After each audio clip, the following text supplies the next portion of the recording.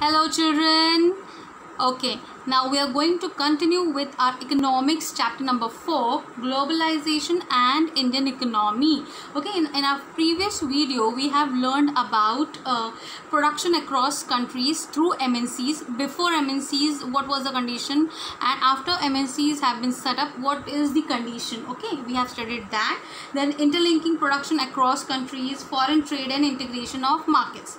These points we have covered. Okay, now we are going to discuss further points.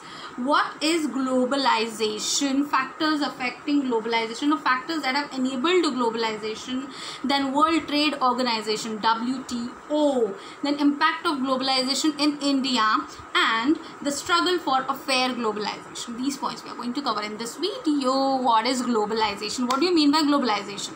Globalization is this process of rapid integration or interconnection between countries. हमने पहले भी देखा था globalization का meaning introduction part में. Globalization is nothing but it is a process where countries they get integrated and they get interconnected through trade and investment, foreign investment.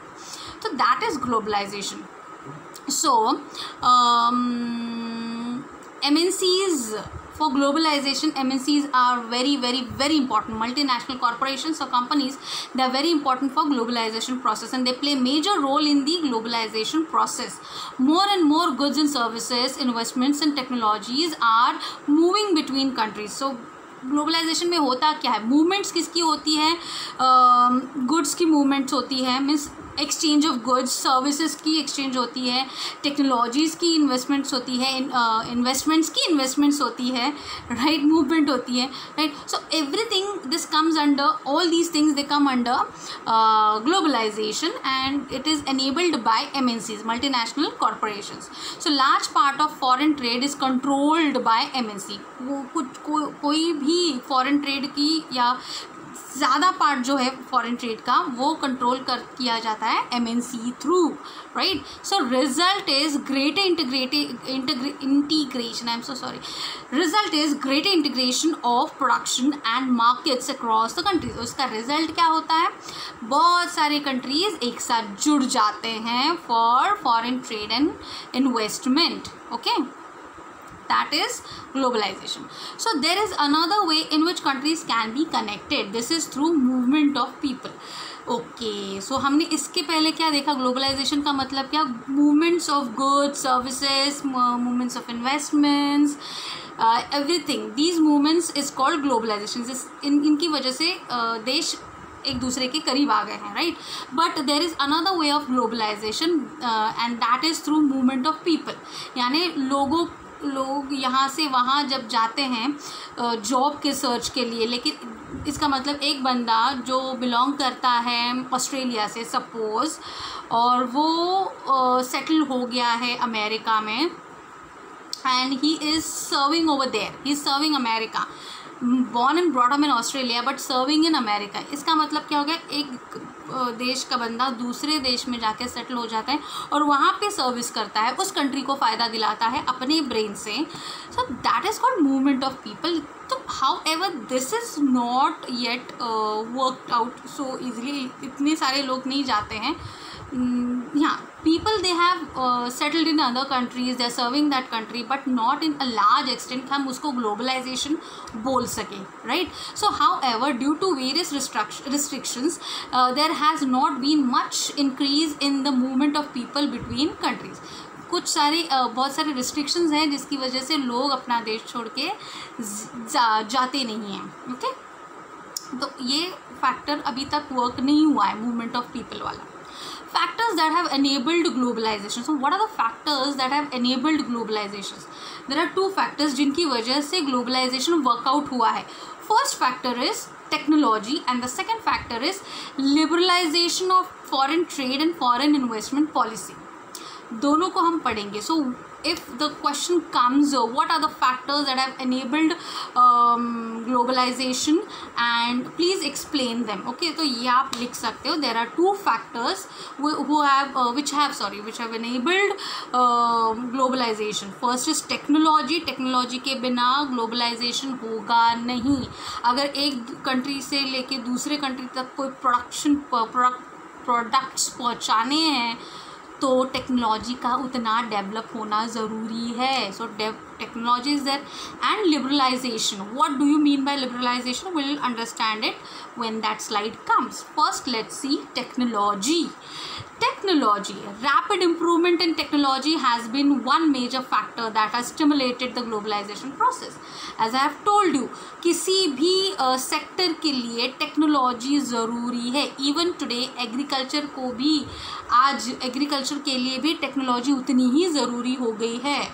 जो agriculture पहले आसमान की तरफ देख के बारिश की राह देखने में जो एग्रीकल्चर होता था, now that agriculture has been shifted to a more advanced level because of technology. यहाँ पे इरिगेशन होता है, जहाँ पे बारिश ये जो फैक्टर, रेन जो फैक्टर है वो अभी इतना काम नहीं करता है. We can do the irrigation and we can grow the crops. So in agriculture technology has played very important role. In the same way technology globalisation process के लिए भी बहुत काम आती है. For example the past 50 years have seen several improvement in transportation technology. ये एक example हो गया टेक्नोलॉजी का.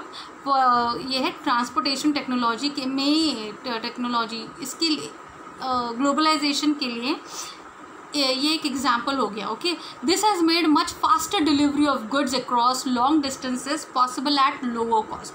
कम से कम रेट में सबसे फास्ट डिलीवरी कराना, ये किसकी वजह से पॉसिबल हुआ है? Because of technology. So technology has proved useful for globalisation. Remarkable developments in information and communication technology have made communication accessible even in remote areas of the world. ICT, information and communication technology, इसने बहुत, यानी आई can से 85% जो भार है globalisation का वो technology उठाती है. टेक्नोलॉजी से बहुत इजीली हम कनेक्ट कर पाते हैं through mobile phones, through emails, through world wide, वो क्या होता है www आपका, उससे आप वेबसाइट से किसी भी तरह से जिससे टेक्नोलॉजी पॉसिबल कराए आप इजीली कनेक्ट कर सकते हो एक आपके देश से दूसरे देश में, है ना. You can get the information also very easily through ICT और इंफॉर्मेशन और IT, I can say information and communication technology. So आप किसी भी दुनिया के किसी भी कोने में बैठे हो, आपको इजीली इंफॉर्मेशन मिल जाती है. So information and communication technology और IT in short has played a major role in spreading out production of services across countries. किसी एक कंट्री का प्रोडक्शन दूसरे कंट्री में अगर डिस्प्ले हो रहा है, उस देश के लोगों को पता चल रहा है कि इंडिया में कौन कौन से प्रोडक्ट्स मिल रहे हैं. उस देश का मतलब हम ले रहे हैं रशिया में लोगों को पता चल रहा है कि इंडिया में ये सारे प्रोडक्ट्स हैं और वो वहाँ से वो ख़रीद सकते हैं और उनको वो इजीली एक्सेसिबल किसने कराया? IT सेक्टर ने. So technology here plays very very very important role. For example example उन्होंने दिया है एक मैगज़ीन का, है ना. Magazine for London readers is designed and published in Delhi. London में बैठे हुए जो रीडर्स हैं उनको पढ़ने के लिए जो मैगज़ीन जो तैयार होता है, जो वहाँ पे मिलता है, वो एक्चुअली तैयार होता है दिल्ली में. So it is designed and published in Delhi. Okay, text of magazine sent through internet to Delhi office. जो टेक्स्ट टाइप होना है, प्रिंट होना है मैगज़ीन में, वो आता है through internet from London to Delhi. Okay, Delhi office में वो टेक्स्ट आता है जो मैगजीन में प्रिंट होना. Then designers get order on how to design the magazine from the office in London using telecommunication facilities. Telecommunication, telephone through जो London में बैठे हुए जो है वो जो ऑर्डर कर रहे हैं वो दिल्ली के डिज़ाइनर्स को टेलीफोन पे बताते हैं किस प्रकार का डिज़ाइन चाहिए मैगज़ीन के लिए. Okay, designing is done from computer. और डिज़ाइनिंग कहाँ पे होती है? ऑफकोर्स कंप्यूटर पे होती है. इतने सारे मैगजीन्स का वो हाथ से तो डिज़ाइन नहीं कर सकते, यहाँ पे भी टेक्नोलॉजी आ गई. तो and then after printing magazine send to London by air. और जब मैगज़ीन पूरी तैयार हो जाती है तो उसका सेट जो है पूरा थ्रू एयर लंदन को जाता है. And payment for the whole process is done through e banking. और पेमेंट कैसे होती है? कैश पेमेंट होती है क्या? नो. लंदन प्रोड्यूसर्स जो है जिन्होंने ऑर्डर दी है वो ई-बैंकिंग थ्रू अपना पेमेंट करेंगे to the Delhi publishers. Right. So this is the example of technology. हर एक चीज़ में टेक्नोलॉजी है। इंटरनेट थ्रू उनको ऑर्डर मिलता है, इंटरनेट थ्रू उनको टेक्स्ट की प्रिंट मिलती है, फिर इंटरनेट थ्रू या फिर टेलीकम्युनिकेशन थ्रू वो देखते डिज़ाइन कैसी होनी चाहिए वो मिलती है, फिर प्रिंटिंग होती है, फिर वो बाय एयर वो एक्सपोर्ट करते हैं, और फिर पेमेंट भी ई बैंकिंग इलेक्ट्रॉनिक मीडिया से होता है। तो यहाँ से क्या हो गया, क्या लंदन के ऑर्डर देने वाले जो लंदन के जो है वो जो ऑफिस है वो क्या आए यहाँ दिल्ली में, या फिर ये दिल्ली में जो पब्लिश करने वाले पब्लिशर्स जो हैं वो गए क्या लंदन? नहीं, वो एक दूसरे से मिले भी नहीं, बट उन्होंने कम्युनिकेशन रखा through technology. So technology here plays very important role. ना कोई जगह से हिला, कुछ नहीं हुआ, सिर्फ telecommunication through internet, through computer they had done all their work, and even through technology, through internet they have got their payment. So यहाँ पे टेक्नोलॉजी बहुत नेसेसरी है। कहाँ? लंदन और कहाँ दिल्ली, ये दोनों जगह एक दूसरे से इंटरलिंक हो गई through technology, right. So this example you can give if the question comes on technology, how technology has enabled globalization, and give one example. तो ये example आप दे सकते हो। Liberalization of trade and foreign investment policy. Now we have come to the other factor which has enabled globalization, that is liberalization. ये liberalization है क्या? Liberalization, उसकी तरफ जाने से पहले हम एक चीज़ पढ़ लेते हैं, trade barrier. What is this trade barrier? Trade means export and import, export and import. Okay, so इस एक्सपोर्ट और इम्पोर्ट में रिस्ट्रिक्शंस डाले जाते हैं। रिस्ट्रिक्शंस मीन्स बैरियर डाला जाता है, उसको बोलते हैं trade barrier. Okay, government induced restrictions on international trade, for example tax on import. तो गवर्नमेंट क्या करती है, इन ट्रेड के लिए, या फिर कोई चीज़ अगर का नेशन इंपोर्ट कर रहा है तो उसके लिए गवर्नमेंट टैक्स लगाती है इंपोर्ट पे। अगर कोई चीज़ आप इंपोर्ट कर रहे हो तो आपको पहले टैक्स भरना पड़ेगा, फिर ही तभी आप कोई चीज़ इंपोर्ट कर पाओगे। तो इस तरह से रुकावट डालना जो है ट्रेड में, उसको बोलते हैं trade barrier. Okay, it is called a barrier because some restrictions has been set up. Governments can use trade barriers to regulate foreign trade and to decide what kinds of goods and how much of each should come into the country. तो ये क्यों करती है government, क्यों trade barrier लगाती है? वो इसलिए लगाती है ताकि वो चेक कर सके कि कितना फॉरेन ट्रेड हो रहा है हमारे देश में, और किस तरह के गुड्स आ रहे हैं मार्केट में, और किस तरह के गुड्स आने चाहिए या नहीं आने चाहिए, ये गवर्नमेंट डिसाइड करती है। Okay, and when governments interrupt in trade process it is called trade barrier, right. तो ये हो गया। After independence Indian government had to put barriers on foreign trade and foreign investment. अब एक एग्जांपल हम पढ़ेंगे ट्रेड बैरियर का। जब इंडिपेंडेंस हमें मिला था, नया नया इंडिपेंडेंस जब मिला था, that time our local producers, हमारे जो स्मॉल प्रोड्यूसर्स थे, they were not ready to face the global competition. Global competition means अभी अभी हमें इंडिपेंडेंस मिला है, और अभी अभी हमारा इंडियन गवर्नमेंट अगर दूसरे प्रोडक्ट्स को, यानी फॉरेन प्रोडक्ट्स को हमारे देश में ला कर इस्टेब्लिश कर रहा है, तो हमारे लोकल प्रोड्यूसर्स को कंपटीशन बहुत तगड़ा हो सकता था, because our local producers were not ready financially, mentally, physically to compete the global market.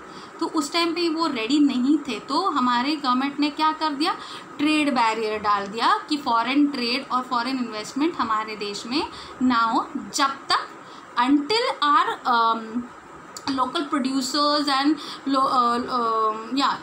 local companies they become independent, considered necessary to protect the producers within the country from foreign competition. Foreign competition से बचाना था हमारे local producers को, हमारे government को, इसलिए उन्होंने trade barrier डाल दिया. Industries were just coming up in the 1950s and 1960s and competition from imports at that stage would not have allowed these industries to come up. हमारे देश में इंडस्ट्रियलाइजेशन कब स्टार्ट हुआ? In the year 1950s and 1960s. इन 10 सालों में industrialisation हमारे देश में चालू होना शुरू हो गया. ओके और तब अगर लिबरलाइजेशन होता या फिर हमारी गवर्नमेंट अगर फॉरेन ट्रेड और फॉरेन गुड्स को एंट्री दे देती हमारे देश में, तो ये जो हमारे जो इंडस्ट्रीज जो नए नए चालू हुए थे उनके लिए कंपटीशन हो जाता कि बाहर के प्रोडक्ट्स आ रहे हैं तो हम कंज्यूमर्स क्या करेंगे, वो प्रोडक्ट्स की तरफ हम ज़्यादा हम प्रेफरेंस उन प्रोडक्ट्स को देंगे ना कि लोकल प्रोडक्ट्स को, तो उनको नुकसान ना हो, लोकल प्रोड्यूसर्स को नुकसान ना हो. For that purpose our government took the decision to put trade barrier at that time. Thus, India allowed imports of only essential items such as machinery, petroleum, fertilizers, etc. So, import किसका कर रही थी हमारी government उस time पे? उन्हीं चीज़ों का जिनकी हमें ज़रूरत थी. जिनकी ज़रूरत नहीं थी, जो चीज़ें ऑलरेडी हमारी कंट्री में प्रोड्यूस हो रही थी, सो उनकी कंपटीशन में दूसरी और चीज़ें क्यों लाना? हमारे भी लोकल प्रोड्यूसर्स का भी फ़ायदा होना चाहिए, है ना. तो वो प्रोडक्ट्स ना लाके वही चीज़ें मंगाई बाहर देशों से जो हमें ज़रूरत थी, जिसकी हमें ज़रूरत थी. तो those products where machinery, petroleum, fertilisers etcetera. Okay, now story you have understood. Trade barrier तब डाला था, trade barrier. Far reaching changes in trade policy of India around 1991. Okay, government decided that time had come for Indian producers to compete with producers around the globe. अब उसके बाद जब हमारी industry settle हो गई, हमारे प्रोड्यूसर्स को अच्छा मुनाफा होने लगा, and when Indian government it became assured that its local producers and small producers, they are ready to face the competition, global competition. That time our government decided to take out the trade barrier. उस समय हमारे government ने decide किया कि चलो अब trade barrier उठा देते हैं और बाकी के फॉरेन गुड्स को और इन्वेस्टर्स को हमारे देश में आने देते हैं. देखते हैं हमारे इसके सामने कितना टिकते हैं वो. राइट, तब उसने हमारी गवर्नमेंट ने वो हटा दिया. Competition would improve the performance of producers within the country.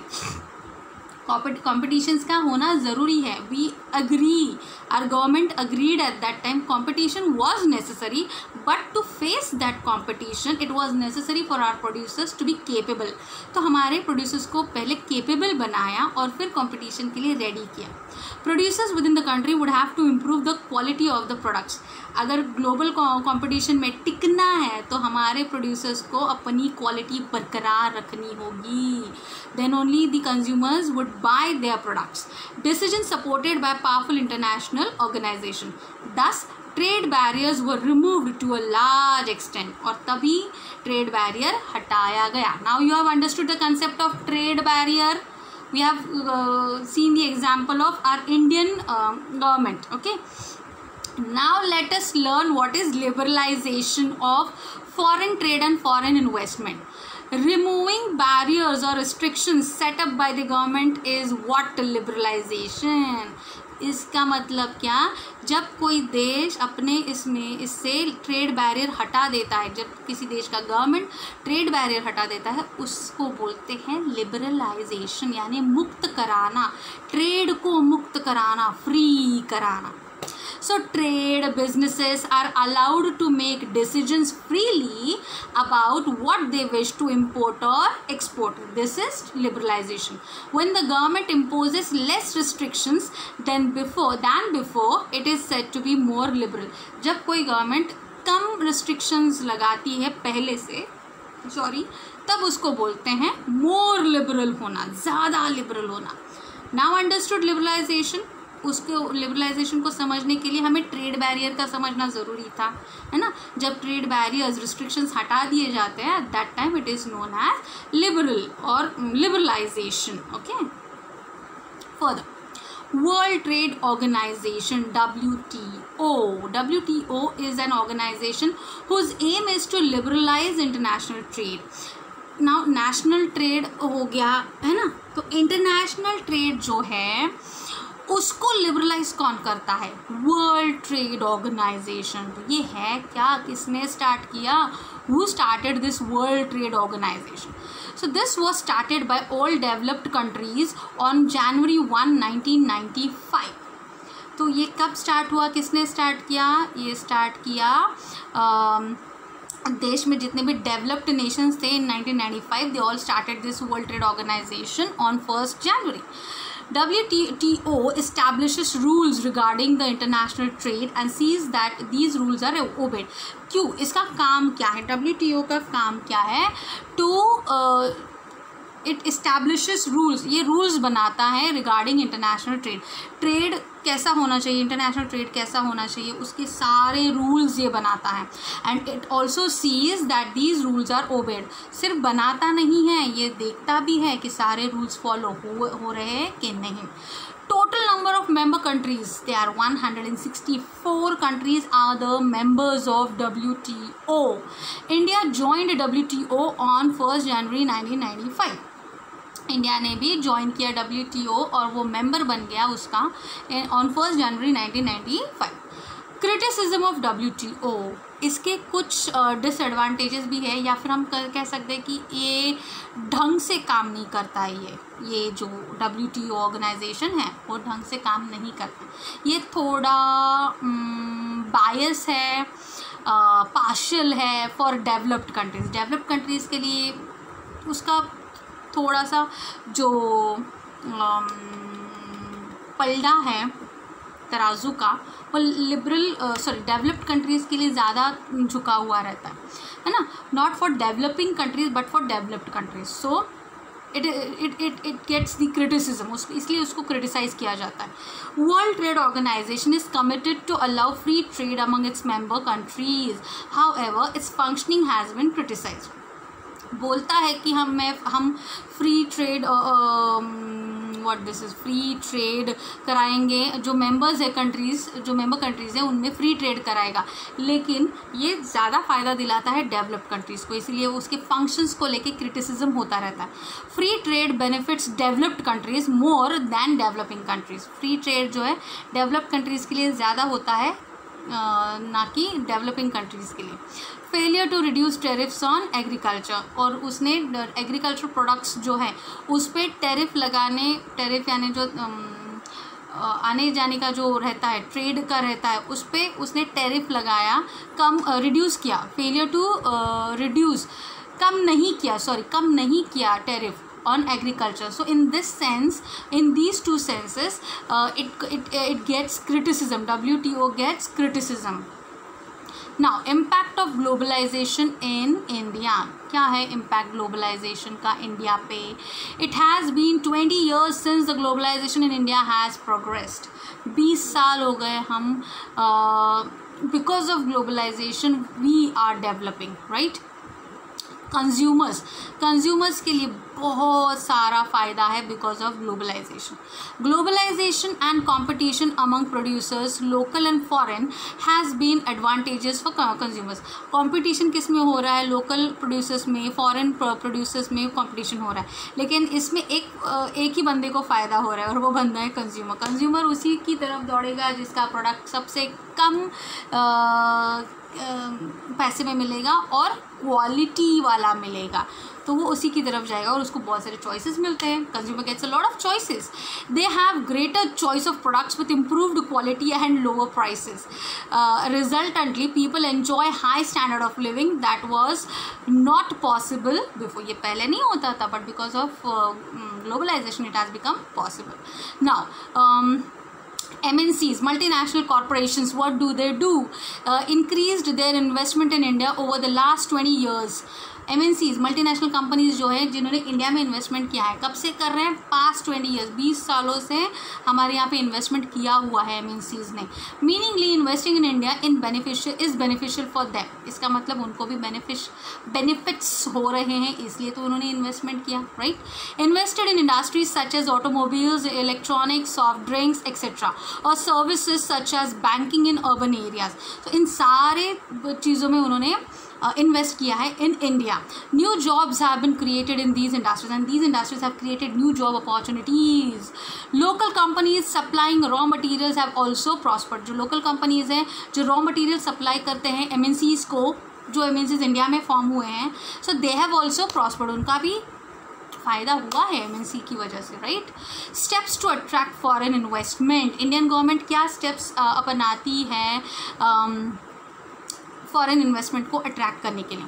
Indian government in order to attract foreign investment has set up industrial zones called special economic zones, SEZs, आपको ये याद रखना है।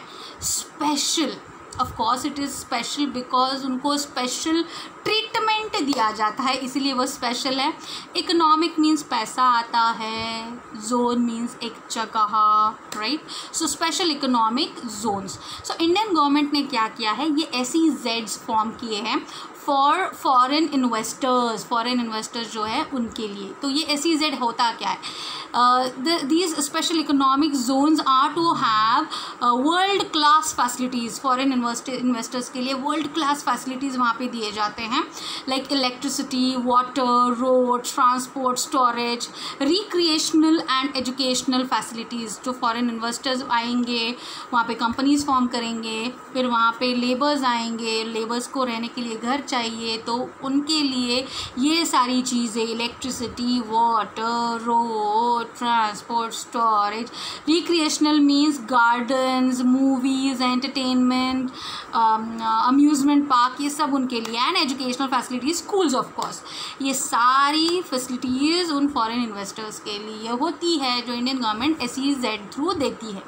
Companies which are set up in SEZ area will do not have to pay taxes of initial period of 5 years। जो भी company foreign investment के लिए आती है इंडिया में, तो उस कंपनी को थ्रू SEZ पहले 5 सालों के लिए कोई भी टैक्स पे नहीं करना होता है। This is the facility provided by Indian government. ये एक तरीका है फॉरेन इन्वेस्टर्स को अट्रैक्ट करने के लिए, आओ पहले 5 साल मुफ्त में आप अपना यहाँ पे काम करो, हम आपसे कोई टैक्स नहीं लेंगे, और उसके बाद जब कंपनी इस्टेब्लिश होती है तब भर भर के हम उनसे टैक्स लेते हैं जब वो हमारे यहाँ पे आके establish होते हैं, right? So this is the idea of marketing. Government has allowed flexibility in labor laws such as short duration hiring of workers due to work pressure instead of regular basis to reduce cost of company. तो ऐसी companies के लिए जो forest investment के तौर पे लगाई गई वो इंडिया में, तो इंडियन गवर्नमेंट क्या करती है, उनको शॉर्ट ड्यूरेशन वाले लेबर्स प्रोवाइड करती है, ताकि उनको जितने महीनों तक वो प्रोडक्शन चलेगा उतने ही महीनों तक उनको पेमेंट मिलेगा उन लेबर्स को। बाद में उन लेबर्स की कोई ज़रूरत नहीं होती है, उन कंपनीज़ को पूरे साल का पेमेंट देने की ज़रूरत नहीं पड़ती। तो वो जो नुकसान होता है दूसरे बाकी के महीनों का, जब प्रोडक्शन नहीं होता है तब लेबर बैठ के पेमेंट नहीं लेता है, तो ऐसे लेबर्स अवेलेबल कराना जो शॉर्ट ड्यूरेशन पे काम करें, that is policy of Indian government to attract foreign investment, right. So SEZ, then world class facilities, no tax payment for the first 5 years, and availability of short duration labor. So all these things are the measures to attract the foreign investors in our country. So top Indian companies, several Indian companies have been able to benefit from the increased competition. बहुत सारे Indian companies को भी इसका फ़ायदा हो चुका है. For example, which companies have prospered because of foreign investors? Tata Motors, Infosys, Ranbaxy, Asian Paints, Sundaram Fasteners means nuts and bolts. These companies are spreading worldwide because of MNCs. These companies have become global companies now. They have invested in newer technologies and raised their production standards.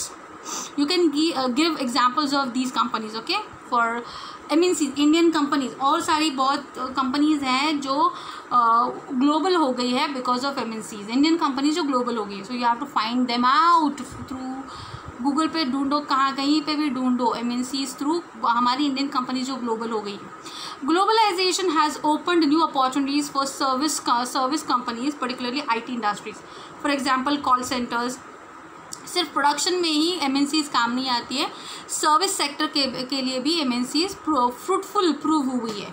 For example call centres, Indian company producing magazine for London based company, ये example जो हमने देखा था वो technology में आप example दे सकते हो। Services like data entry, accounting, administrative task, engineering are done cheaply in India and exported to the developed countries. ये है फ़ायदा सर्विस सेक्टर का। Okay, globalization and small producers, लेकिन एक बंदा यहाँ पे है जिसको फ़ायदा नहीं हुआ है। एक तो वर्कर्स बेचारे, उनको पूरे साल का पेमेंट नहीं मिलता है, और ये जो स्मॉल प्रोड्यूसर्स हैं वो उनको ज़्यादा फ़ायदा नहीं होता है ग्लोबलाइजेशन से। For small producers globalization pose serious challenge of either to compete और पेरिश। ग्लोबलाइजेशन की वजह से स्मॉल प्रोड्यूसर्स हैं, उनको दो ही चॉइसेस होते हैं, एक तो कम्पीट करो या फिर ख़त्म हो जाओ, पेरिश हो जाओ, है ना। तो इन दो चॉइसेस में से एक तो वो कम्पीट करते हैं, टिकने की कोशिश करते हैं कंपटीशन में, नहीं तो फिर ख़त्म हो जाती है, वो बाद में दिखते नहीं है मार्केट में, right. So industries like batteries, plastics, toys, dairy products and vegetable oil are some examples which have been hit hard due to competition. Many have shut down, making workers jobless. Notably, small industries in India employ the largest number of workers, 20 million in the country next to agriculture. और irony देखो क्या है कि ये जो small industries जो है उनको ज़्यादा नुकसान होता है because of globalisation. Either they have to compete और they have to perish, okay. But these industries are next to agriculture where largest number of workers are employed. ये दूसरे रैंक पे आता है इंडिया में, ये जो स्मॉल इंडस्ट्रियल सेक्टर जो है, जो ज़्यादा करके means 20 million workers are employed because of small industries next to agriculture. लेकिन यही स्मॉल इंडस्ट्रीज़ ग्लोबलाइजेशन की वजह से हिट होती है, उनको नुकसान होता है। Competition and uncertain employment, there is lot of competition. Globalization have substantially impacted the workers' life. Workers को बहुत सारा नुकसान उठाना पड़ता है, क्योंकि जॉब अवेलेबल ईजिली नहीं होती, और जॉब अगर अवेलेबल हो भी जाए it is not important that would be that person's permanent job, कभी भी उसको जॉब से उठा के फेंक सकते हैं, right. So uncertain employment, certainty नहीं होती है उसमें, no job security, okay. Now workers are employed flexibly means काम है तो आओ, नहीं है तो जाओ, आपको पेमेंट नहीं मिलेगा, तो उस बेचारे का नुकसान होता है, पैसा नहीं मिलता है। Large MNCs in the garment industry in Europe order their products from Indian exporters. These MNCs look for cheapest goods to maximize their profit. So MNCs को ये फ़र्क नहीं पड़ता कि कितने सारे वर्कर्स जॉबलेस बैठे हैं, उसको इतना ही चाहिए कि मुझे स्किल्ड लेबर दो या अनस्किल्ड लेबर दो, बट मुझे चीपली अवेलेबल और उस शॉर्ट पीरियड के लिए अवेलेबल मुझे लेबर चाहिए। तो होता क्या है, जब प्रोडक्शन का काम होता है तभी ये लेबर्स इस्तेमाल होते हैं, उनकी स्किल इस्तेमाल होती हैं। After that those labours they become jobless, वो जॉबलेस हो जाते हैं क्योंकि प्रोडक्शन ख़त्म हो गया, अब आपकी ज़रूरत नहीं है हमें। तो MNC ये नहीं देखती कि कितने लेबर्स फ़ायदे में हैं, कितने नुकसान में हैं, कितने जॉबलेस है, उसको सिर्फ अपने प्रॉफिट से मतलब होता है, right. So these MNCs look for cheapest goods to maximise their profit. For example, to get bulk orders Indian garment exporters try hard to cut the cost. Indian जो गारमेंट एक्सपोर्टर्स जो हैं, जो MNCs को export करते हैं, वो क्या करते हैं, they try hard to cut the cost. जो बल्कि ऑर्डर, बहुत बड़े बड़े ऑर्डर्स होते हैं, उस पर कॉस्ट कट करने की कोशिश करते हैं। Exporters try to cut labour cost. कौन सा कॉस्ट कट होता है, लेबर कॉस्ट कट होता है। यानी MNCs उन एक्सपोर्टर्स को पैसे तो देती है, लेकिन रॉ मटेरियल के या प्रोड्यूस गुड्स के पैसे देती है, लेकिन लेबर का पैसा नहीं देती है, चीप लेबर या फ्री ऑफ कॉस्ट, है ना। सो एक्सपोर्टर्स से try to cut labour cost, वो अपना, एक्सपोर्टर्स भी अपना फ़ायदा देखेंगे, लेबर का पैसा वो लेते नहीं है। अच्छा चलो MNCs को बोल देते हैं आप लेबर का पैसा मत दो, आप हमें सिर्फ प्रोडक्शन का और प्रोडक्ट्स का पैसा दे दो, लेबर का नहीं दिया तो भी चलेगा। Since cost of raw material can not be cut, raw material का कॉस्ट तो कट नहीं कर सकते, इसलिए लेबर कॉस्ट कट कर देते हैं। They hire labour on temporary basis to avoid giving them wages for full year. Temporary basis, मैंने पहले बोला, टेम्प्रेरी बेसिस पे जो लेबर्स अवेलेबल होते हैं उनको वो अपॉइंट करते हैं या एम्प्लॉयमेंट देते हैं ताकि उनको पूरे साल का पेमेंट ना देना पड़े। Workers are made to work long hours than usual such as night shifts on regular basis during the peak season. Peak season means in this season availability and demand for the product is much higher. At that time these workers, they have to work for longer hours, even night shifts also, but at very cheap cost. उनको बहुत कम दामों में काम करा के लेते हैं बहुत लंबे समय। To meet both ends, workers work overtime in low wages. कम दामों में, कम पेमेंट में ये वर्कर्स ओवरटाइम काम करते हैं। While MNCs make huge profits, workers are denied their fair share and job security. एक तरफ MNC फ़ायदा कमा रही है, प्रॉफिट कमा रही है, और दूसरी तरफ वर्कर्स जो है ना तो उनको ढंग से पेमेंट मिलता है and they don't have their job security. The condition of organized sector has started resembling to that of unorganized sector due to the hardship faced by the workers in industrial and service sector. The struggle for a fair globalization, fair globalization होना चाहिए, सबको फ़ायदा होना चाहिए, ना कि सिर्फ एक MNC को फ़ायदा होना चाहिए, ना सिर्फ एक इंडस्ट्री को फ़ायदा होना चाहिए, सबको इवनली। स्मॉल प्रोड्यूसर्स को भी फ़ायदा होना चाहिए, वर्कर्स को भी फ़ायदा होना चाहिए, उनके राइट्स उनको मिलने चाहिए। Okay, it is visible that not everyone has benefited from globalization. The rich, powerful and educated have benefited the most while the poor and less educated have not. To ensure that everyone get their fair share of benefits, government can play huge role in policy making. तो government ने एक ऐसी policy बनानी चाहिए ताकि सबको equally profit मिल सके। Everyone should get equally profit, not anyone should get, right? Some possible steps that government can take. Government कौन से steps ले सकती है? First, it can ensure that labor laws are properly implemented and workers get their right. Second, it can support small producers initially to expand their business till they get in competing stage. Third, trade and investment barriers can be used to create a check. Fourth, it can negotiate at WTO for fairer rules. Government can collaborate with other developing countries to tackle domination of developed countries in WTO. In last 5 years, massive campaigns and representations have influenced decisions relating to trade and investment at WTO. WTO में जो ये हो रहा है ना, जो